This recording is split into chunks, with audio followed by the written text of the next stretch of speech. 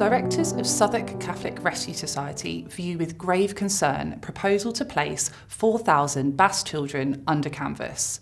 They consider such accommodation most unsuitable for girls and young boys, especially under present climatic conditions.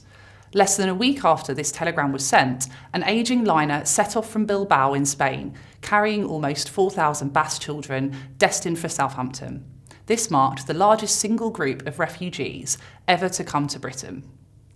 Hi, my name is Hannah, and I am an education officer at the National Archives.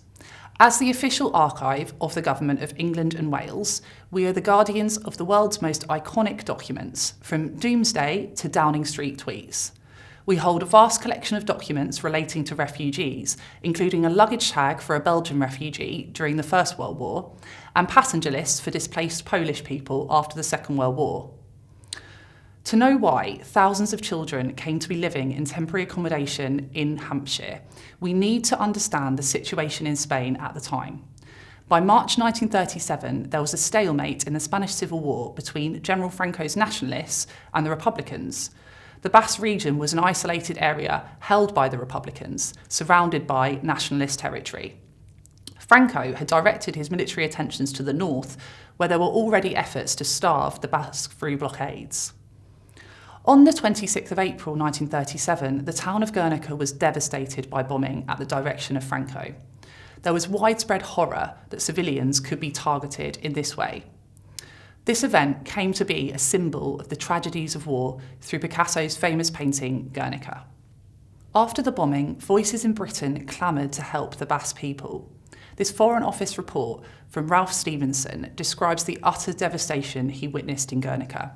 He ended his report with a plea to evacuate women and children. Even if it is only a few thousand, and if anything can be done in this respect before it is too late, so much the better. In 1936, the National Joint Committee for Spanish Relief was formed. Its members were from across the political spectrum, including Labour MP Liam Manning, who had arrived in Bilbao just before the bombing and tirelessly began to coordinate plans for evacuation. However, the British government were reluctant to take Basque children in, as this letter from the Prime Minister, Stanley Baldwin, sent to Conservative MP Wilfred Roberts reveals. He writes about the government's serious concerns about bringing so many children to Britain. He explains that Basque children are accustomed to a warm climate, to certain habits of life, to certain types of food. The British Foreign Office had signed a non-intervention agreement, a pact designed to prevent the escalation of the Spanish War. This meant all military support was banned for either side, and it was felt that taking in Basque children could be viewed as intervening. Despite this, on the 18th of May, the government agreed to allow some children to come to Britain, on the condition they would not financially assist them. Instead, this would be the responsibility of the National Joint Committee for Spanish Relief and volunteers, charities and religious organisations. Initially, it was decided that 2,000 children would come. However, at the last minute, this was raised to 4,000 children aged 5 to 15 years old. As children said an anxious goodbye to their parents in Bilbao, there was a powerful sense that their stay would be brief, which provided a comfort to families. In reality, nearly all of the children remained in Britain for many months, even years, and some for the rest of their lives. On the evening of the 22nd of May, 1937, 3,826 children, 96 teachers, 118 young women, and 15 priests arrived in Southampton on the SS Havana. Among them were teacher Ramona Sobrino, 12-year-old Loli Gomez, 9-year-old Teresa Gautrey, 14-year-old Ignacio Gomez, and 12-year-old Marcelo Sugarola. Here is Teresa Galtry, who will tell you more about her family's amazing story. So there was a call for people to send their children overseas for safety, initially only for 3 months. So both my families put their children forward. And in the case of my father, he was the only one because there was an age restriction. So my father was the only one who could go. He had to leave behind his 2 brothers and his parents. My mother was more fortunate. She was 12, but she had a sister who was 10 and a brother who was 14. So they were able to go. And her mother was a teacher. So teachers were also able to go. So they embarked on the Havana after having been medically checked by 2 British doctors who'd gone over to make sure that none of them had any contagious diseases. At first, children were all housed at Eastleigh Camp, North Stoneham. When they arrived, there was shock at having to sleep in tents. Many were used to living in high-rise buildings in Bilbao. Conditions quickly deteriorated in the camp, particularly in terms of sanitation. A letter detailing conditions after 2 months states that many children's beds and blankets were very wet. Children began to be moved out after a week. However, the camp was not officially closed until September. From the camp, children were sent to other places known as colonies across England and Wales. These ranged from a large old country house in the Isle of Wight to a hostel in East London. At the National Archives, we have reports on the conditions in these colonies conducted by Ministry of Health inspectors. These reports show the diversity of experiences and different approaches taken by the colonies. 400 Basque children were sent to the Salvation Army shelter in Clapton, East London. There were Spanish speakers amongst the staff, which wasn't always the case. And although aspects of the home were praised in the report, issues were identified. Mainly, the space out of doors was extremely cramped, despite a number of seesaws. Later reports show there were cases of children running away from this home, attributed to a lack of space and insufficient consideration of how to occupy the children. It's interesting that along with notes about sleeping arrangements and sanitation, these medical reports also consider the need for children to play, exercise and learn.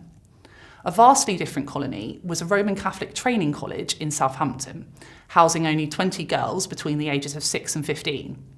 The inspector writes that when they arrived, the younger children were playing croquet on the lawn. In addition, there was a playroom full of toys. There appears to have been a real effort to create a homely atmosphere and be culturally sensitive. Food is a key indicator of this approach, as cocoa and coffee were given to the children instead of tea, and they provided food close to their home diet. Not all the colonies demonstrated the same awareness of the cultural dislocation that children were inevitably experiencing. In Baydon Hole Farm in Berkshire, the report states, for breakfast and supper, children have brown bread and butter and jam or fruit and tea, which the children are said to dislike. However, the camp leader responded, the sooner they learn the English ways, the better. Teresa's parents were both housed at Baydon Hole Farm in Berkshire. A visit on the 9th of June describes children sleeping on canvas stretchers with straw mattresses and 3 blankets, and they hung their belongings and clothing on string above their beds. This detail feels poignant as these children, so young, without their families, could only take a small number of belongings with them on their journey. Incredibly, as part of Teresa's collection, she has a photograph of the dormitory in Baydon Hole Farm. It's so fascinating to be able to pair our official records with such a rich personal collection. Yes, well, this photograph was taken when the first group of 24 or 25 children were taken from North Stoneham camp to a place on the Oxfordshire-Wiltshire borders called Baydon Hole Farm. So the picture that you see in front of you, or you can see, is a photograph of the various adults, including my grandmother, and the children who arrived still with their labels identifying them. If you look at the photograph, there are 3 girls with hats on, and my mother is the girl in the middle, and my father is one of the boys in the back row wearing a checked jacket or sweater. I think it's a jacket, and he's holding another coat, it looks like, in his arm. Over his arm. And Baydon Hole Farm was a bit more secure. You know, it had these wooden huts, and there was a girls' dormitory and a boys' dormitory with very, very basic bedding. I mean, basically the mattresses were made of straw. You know, it was all very handmade. But there was a routine. They would have breakfast, they would have some lessons, they had time to play. And things started getting back to normal for them, you know, a bit more routine. They had toys that were given, you know, were donated. It was a farm, so they were able to see animals. I mean, there's also a picture of my mother and my aunt sitting on pigs with these big hats.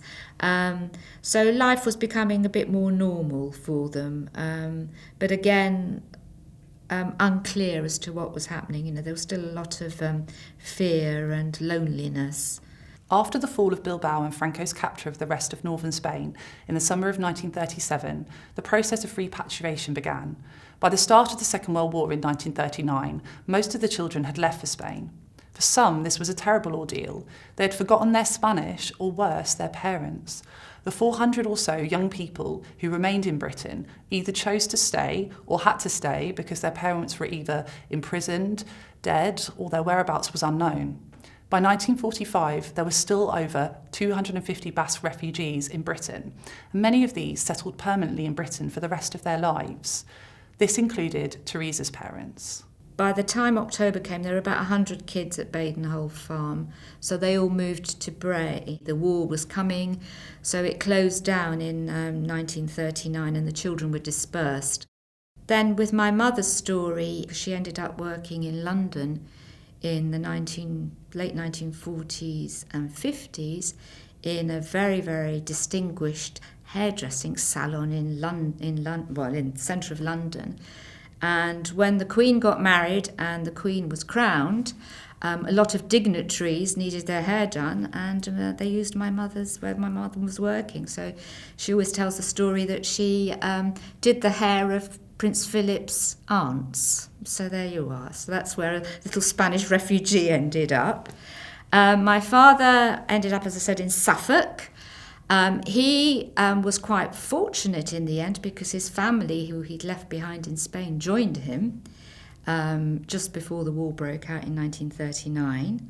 And then there was an organisation that looked after the Basque children and tried to find them jobs, and they found jobs for a lot of them in Stafford at the English Electric Factory. Quite a lot of the Basque children by the mid-1940s were adults, obviously, and they drifted to London, and a place had been set up called the Hogar Español, which was like a social club, and that is where my mum and dad met each other.